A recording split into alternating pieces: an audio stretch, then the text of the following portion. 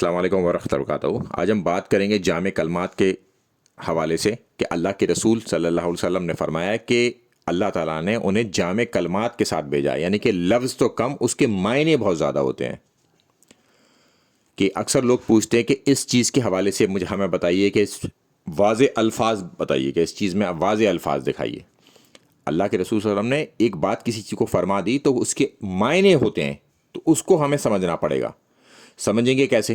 کہ اکثر حناف یہ پوچھتے ہیں کہ اللہ کے رسول صلی اللہ علیہ وسلم نے واضح حکم کہاں کیا ہے کہ رفع الدین کیا کرو؟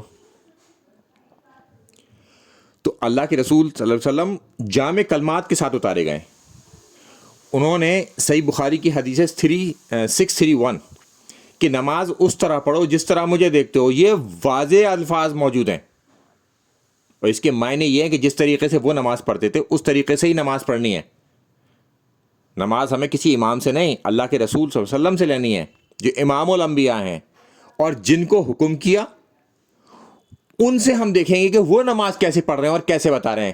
وہ تو رفع الدین کے ساتھ ہی نماز پڑھ رہے ہیں جن کو حکم کیا ہے، جن سے کہا کہ تم نماز اس طرح پڑھو جس طرح مجھے دیکھتے ہو، اور وہ نماز رفع الدین کے ساتھ پڑھ رہے ہیں۔ میں اس کا لنک ڈسکرپشن باکس میں لگا دوں گا، تو آپ کو وہ دلیل بھی وہاں سے مل جائے گی کہ کس کو حکم کیا گیا اور انہوں نے اپنی نماز کیسے پڑھی اور کیسے بتائی لوگوں کو۔ السلام علیکم ورحمۃ اللہ وبرکاتہ۔